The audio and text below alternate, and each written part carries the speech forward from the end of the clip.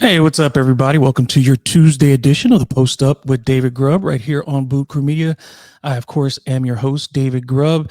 And today we got plenty of good topics for you as we get closer and closer to that Pelicans preseason debut in Australia. So, as you know, the Pelicans are in Melbourne now. They've made it there safely. Yesterday they didn't practice, so no notes from any practices or anything, as they got a little rest from travel. I mean, that's a long flight, folks. So, but what was interesting is there were a couple comments from Australian players talking about facing Zion Williamson.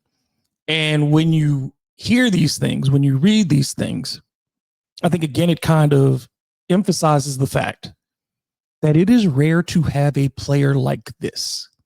The descriptions that people have for Zion Williamson are like those that you get for a LeBron James, like those that you get for a Shaq or something like that. These are two quotes. He's a beast. You can't replicate that size and athleticism until you're standing next to him. He forces you to change the way you defend. Even if he doesn't have the ball, you've got to be aware of him.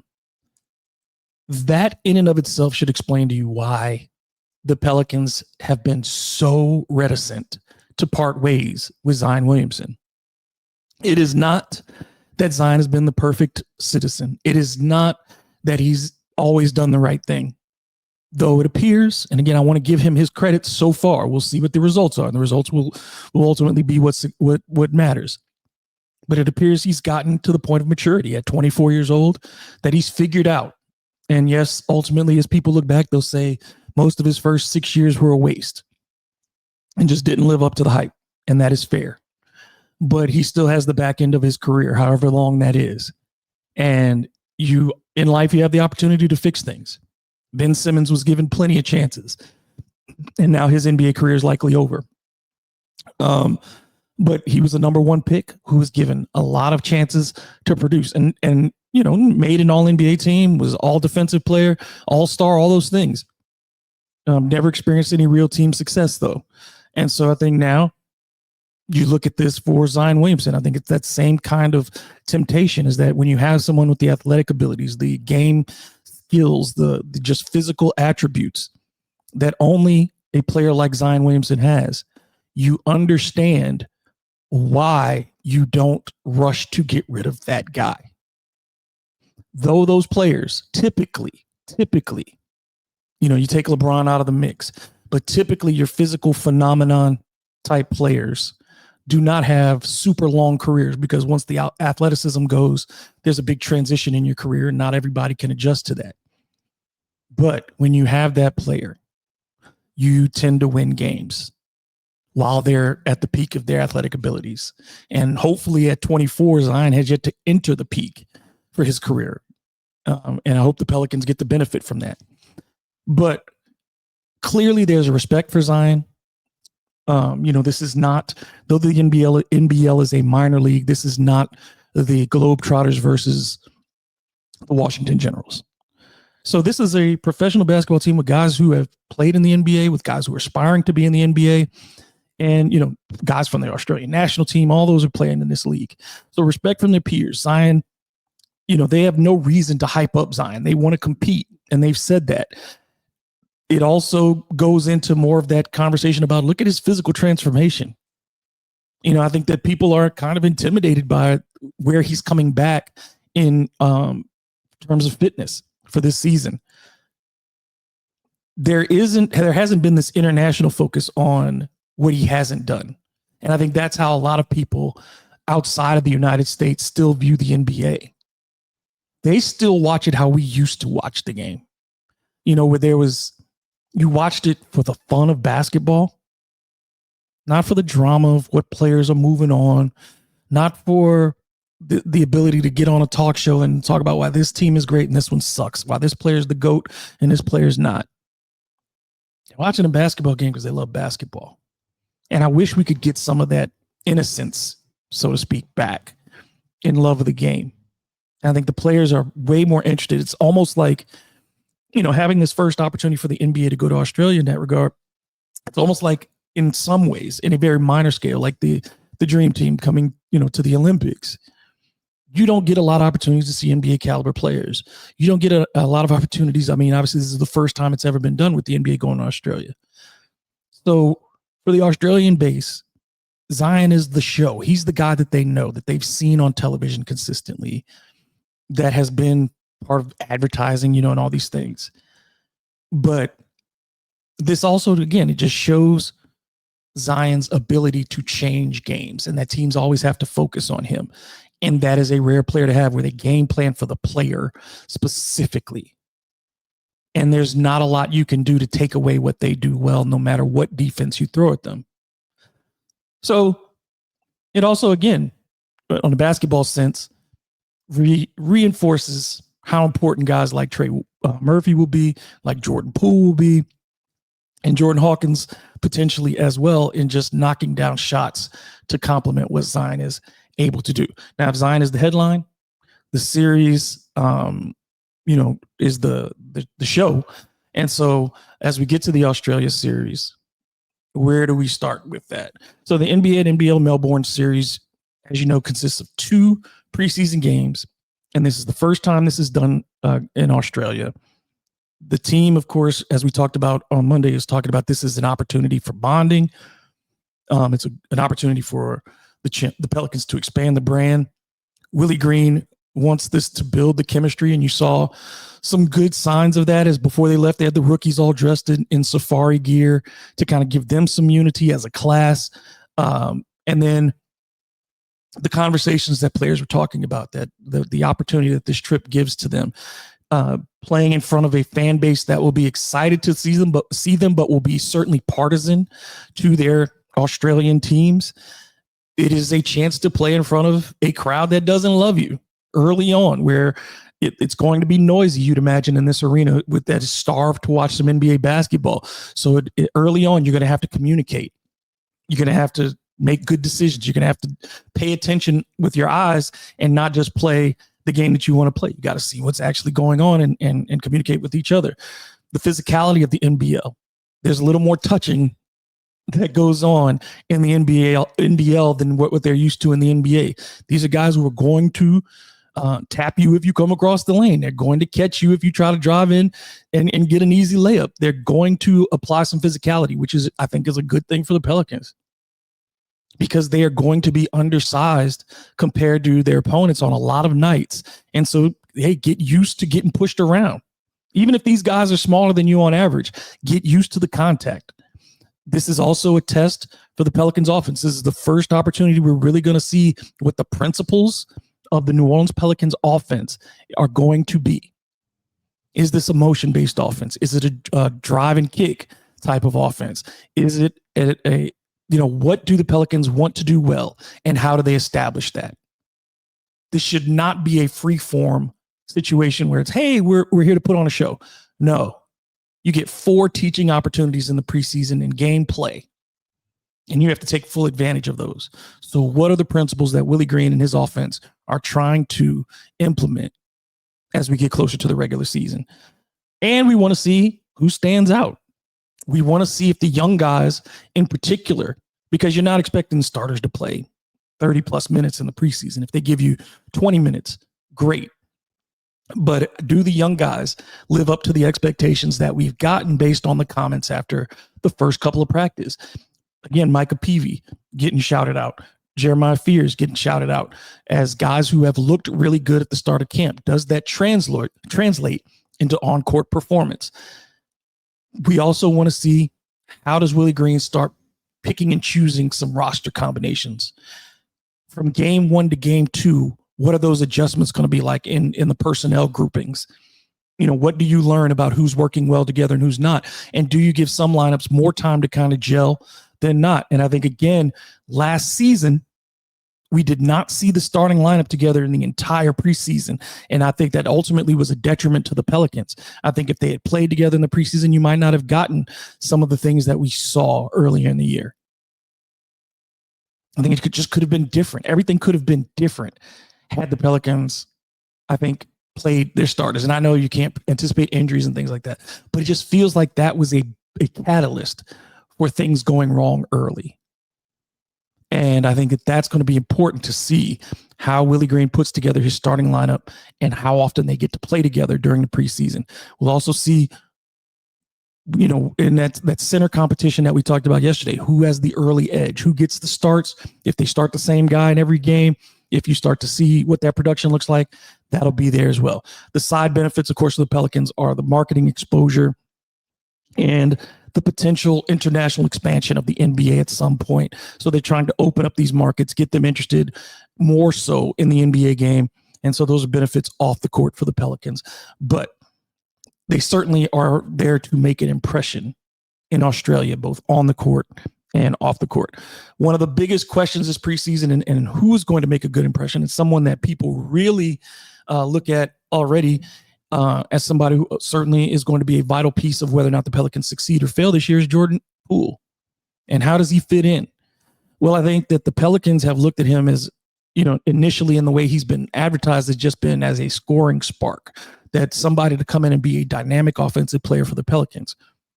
There's been a lot of hype around the potential of those three perimeter players in Poole, Trey Murphy, and Zion Williamson. Zion certainly has been happy to have Jordan Poole around, saying, Poole is going to provide a lot of spacing for me. He's going to make life easier with me. I'm excited to play with him. So the obvious angles are that offensive side of the basketball as far as being a quick scorer, something that the Pelicans really didn't have. Because even when you look at guys like Trey or CJ McCollum last season or Brandon Ingram when he was here, they're methodical scorers. They tend to score over the course of the game. Have a good quarter. But when you look at somebody like Jordan Poole, he can give you that big quarter. He scored 20 points a game, barely played, significant minutes last season for the Warriors, was able to take advantage of the opportunities that he got.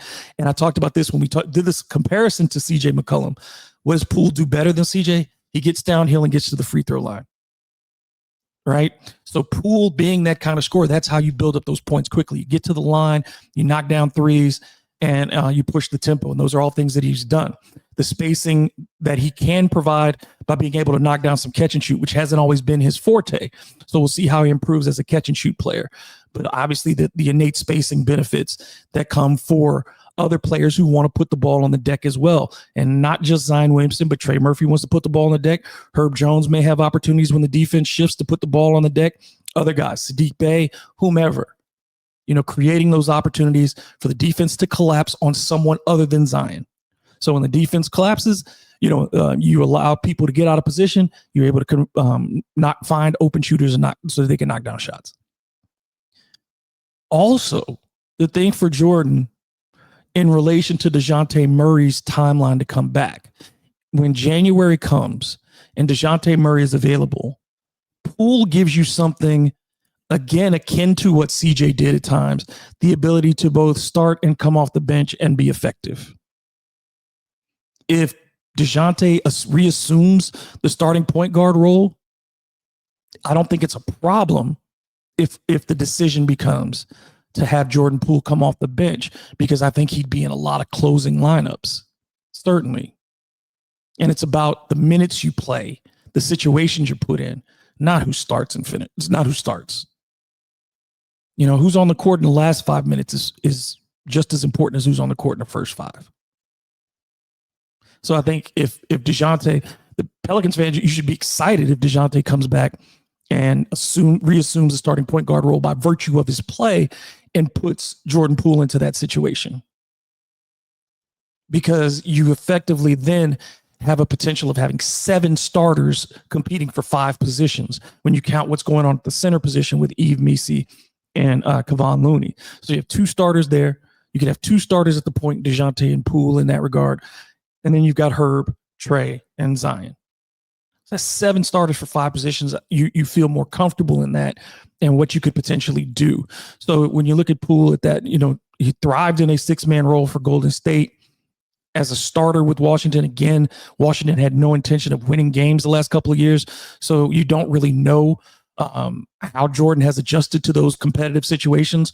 But what you see with the relationship with him and his teammates so far is that his voice matters in the locker room, that he has taken some control in how the development of the young players will go. He has meshed already with the other guys as far as being a source for people to talk to, along with Kevon Looney, to discuss. As Trey Murphy said, they have been to where we want to go. So to have that, even more so than a JJ Redick in the past or a CJ McCollum, who have been deep into the playoffs. JJ made it to a finals. CJ made it to a conference finals. These guys are champions in Kevon Looney and Jordan Poole. And so they have the attention of their teammates in that regard. The questions about him are real, but they are not things that should make you frightened of Jordan Poole, but they're real and you need to be aware of them. Does he fit into an overall offensive structure where he is not able to freelance? That is a question. That doesn't mean that he can't answer that positively. Can he keep his turnovers down and continue to shoot as efficiently as he did last year, which was probably the most efficient season of his career? Can he do those things? Because doing it once is not consistency, right? Same thing as we would say about Zion's health. He gave us 170-game season. That doesn't mean he's going to do it over and over again. You have to prove it. And the third side is, if he is erratic with his contract cost, how big of a problem is that for the Pelicans? Those are all questions that will be answered over the course of the season. They are valid questions. They are fair questions. Jordan Poole could exceed all expectations, and that would not be surprising. That would not be surprising.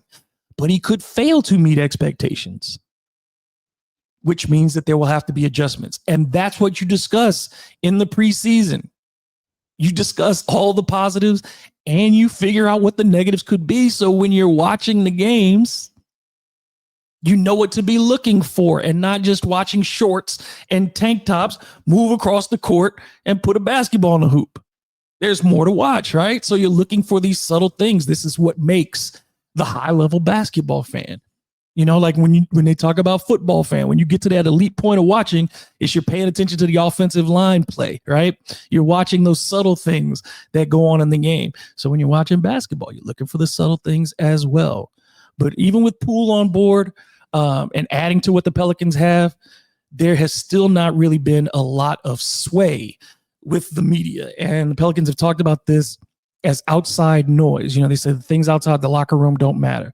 But you continue to get this bleak outlook from your national media outlets. People have talked again about the Pelicans offseason being the absolute worst in the NBA.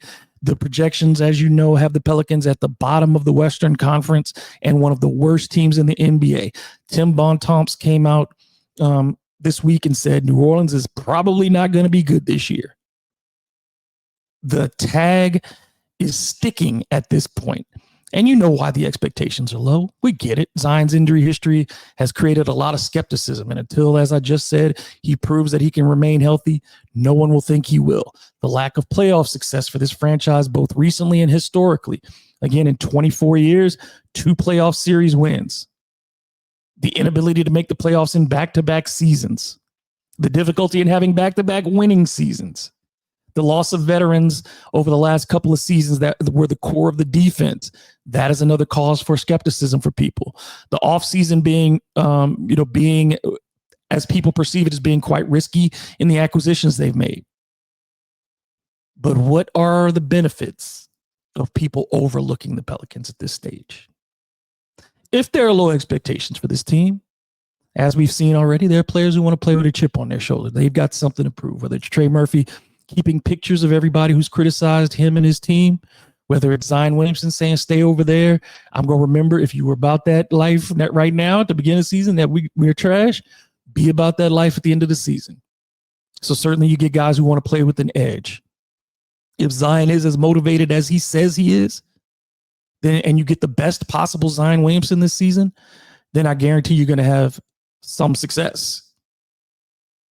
I don't know what the scope of that success is, but if Zion is healthy and playing every night and at the best of his abilities, you're going to have some success. And I think that overall people may be underrating the level of skill in the Pelicans starting lineup. Again, major concerns with the bench, but I really like the Pelicans starting lineup as far as contending with other teams in the West on a nightly basis. This is just how this goes in the NBA, right? You're always on the side of having to prove it until you do. Memphis has been in that position before. Oklahoma City has been in that position before. The Bucks, when they had Giannis, people were waiting for them to become a great team. Then when they did, they were waiting for them to become a champion. And then once they became a champion, people are trying to understand why they didn't extend the window. So there's always going to be criticism. There's criticism of ownership and how it's handled its business. There's criticism of coaching and player development and holding the team together and building a consistent winner. All those questions are there. But it feels like, and feelings are not facts, but it feels like the media has decided the Pelicans' fate without the opportunity to judge this team fairly. And that's why it always kind of gets me when I see these win projections being around 29, 30, 31 games. I just think that, even the most realistic and sober-minded analyst who's watched this team consistently would say that, I think that they're better than a 31-win team. How much so, we'll find out.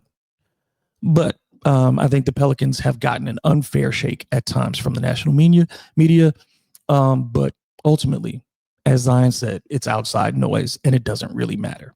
All right, that's going to do it for today. I'll be back again on Thursday, as you know. And as we preview that preseason start on Friday on the 3rd. So do you buy the low expectation for the Pelicans? Do you see potential for Zion? Do you see the impact that Jordan Poole can have? Do you expect the Pelicans to change things for better or for worse this season? You can answer those questions below. You can leave your questions as well. So make sure you make sure you subscribe, make sure you comment, make sure you share.